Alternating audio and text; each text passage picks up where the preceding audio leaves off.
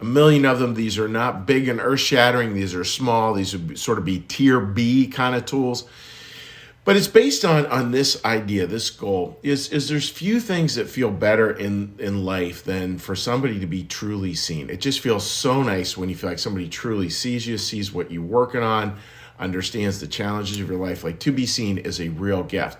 And it's a beautiful gift that not only we can receive that feels incredibly good, but that we can offer. We can work more and more to help see other people better and better.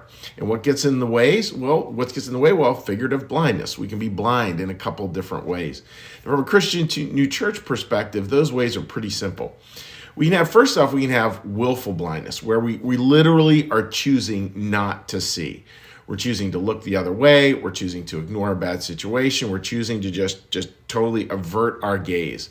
And that is a very challenging, a very challenging one to get through because we have to look. I mean, we were working on the Easter service yesterday, and throughout that whole season with Jesus, he's so clear about candidly looking at things as they are, rigorous honesty. And so that's the willful part. And then probably for most of us, the other part is just the challenges that we have around ignorance, blindness, that's just straight from ignorance. It's just we just don't know. We don't know what we don't know. We ask somebody about their spouse and they lost their spouse 6 months ago. We didn't know. There's that kind of ignorance piece. And so what might be little tools that kind of help us to just kind of settle into a very life-giving humility? Well, and part of that, friends, obviously, like the big picture here is just simple, rigorous honesty. Just really learning to be honest and forthright is incredibly important. And then a couple of other ones that have been really helpful through the years. One is when you're in a hard situation, a way to sort of open up your eyes to other people and open up your eyes to your own life is just by remembering the simple equation of to go, instead of going statement to statement, go statement to question. Like that idea, seek first to understand, then to be understood. Incredibly important. And that will deal with a lot of the areas where we have blind spots. And that deals with questions like, tell me more. Even noticing down to a really, really simple one, which is noticing people's body language. Like that's real important, a real critical thing to do. Like notice their body language, even comment like, oh, I noticed a little shift in body language there. You okay? Those kinds of little things can really open it up. But simple questions. And then the part B of this, and this is the other little way to work it, is and this is tough to do. When you ask a question, at least on occasion, try to ask the question that you actually don't know the answer for. And that may sound like, well, of course, I ask questions all the time, I know the answer for it, but not really. A lot of the time when we ask questions of other people, we really ask them and we know what the right answer is. Like, well, is not having health insurance a good idea? Or are you sure you want to do that, when we're really thinking this is a dumb idea, you shouldn't do it. But really try to ask questions where you do not know the answer. Completely open-ended questions. Even last night, I was working with a wonderful couple last night and asked one of my favorite open-ended questions, which was, what was best day of work you ever had? They're getting their baby baptized, so it was just fun sort of catching up with them. I did their wedding, baptized their first child. And it was just really fun. And Mike just instantly starts going, wow, Chuck, let me tell you, I got that, and then we got to go out to golf, and then when we had lunch, and he's a salesman, so he really likes that part of the job. And that tells me a lot about him. He didn't say like, well, I closed the big deal account with blah, blah, blah, blah, blah, and I felt so good about it. No, that wasn't his thing. His thing was the connection with people. And those are the pieces, friends, where it really does bring us into connection. Because we are all blind. We think we really know where another person's coming from. We think we really know what they value. We think we really know what's important.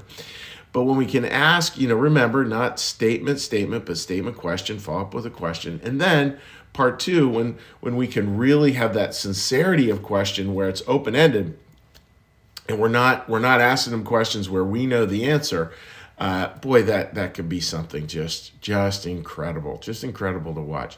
So friends, you get the chance to do that this weekend, and you may be struggling in a season of life where you feel like, wow, does anybody see me? I get that. I think we all struggle with those seasons. And maybe just have this great little ditty to remember. Let it begin with me.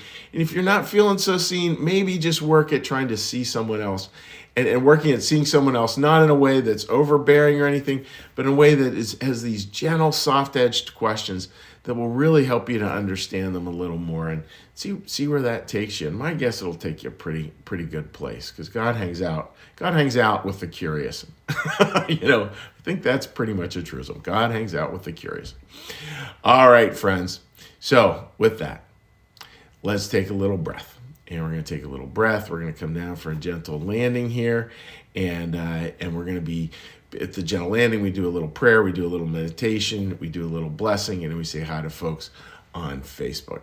So we're going to start here, friends, with a little breath on the prayer bell.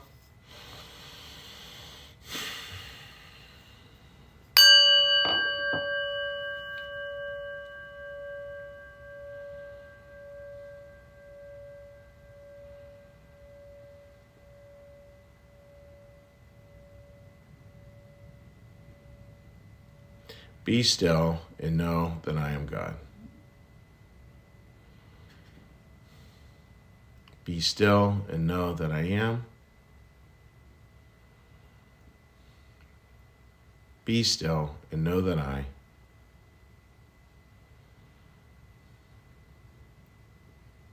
Be still and know that. Be still and know. Be still and.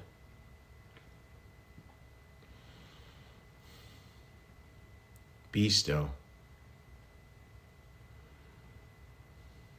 Be.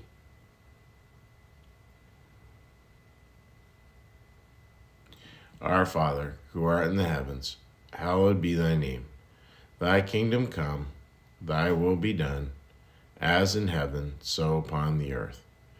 Give us this day our daily bread, and forgive us our debts, as we also forgive our debtors. And lead us not into temptation, but deliver us from evil. For thine is the kingdom, and the power, and the glory forever. Amen. May the Lord bless you and keep you. May the Lord make his face to shine upon you and be gracious unto you. May the Lord lift up his countenance upon you, bring you peace, and bring you home. Amen. All right, dear friends, a little quick hello over here to people. All right, I'll give a little quick hello. And I hope all of you have a wonderful weekend planned ahead. Let me see, get this thing going right. Sorry about that. Sometimes with technology, there's a little bit of a lag. Rita writes, we have a new granddaughter, Kennedy May. Oh, that is great stuff. Yeah, it was just so fun last night, Rita. Being Rita's got grandkids, we've got grandkids, and it's just it's so much fun. I mean, people talk about it being how beautiful it is, and I wholeheartedly agree. They are really fun. I got to spend time with my two granddaughters yesterday, which was really fun. It was good stuff. All right. Linda writes, have a good weekend, and same to you, Linda. Wishing you the very best. Jean, hope you have a great weekend as well. And Marcus, good morning to you, and just wishing you guys all the best. So friends, take care. God bless. Have a wonderful weekend, and we will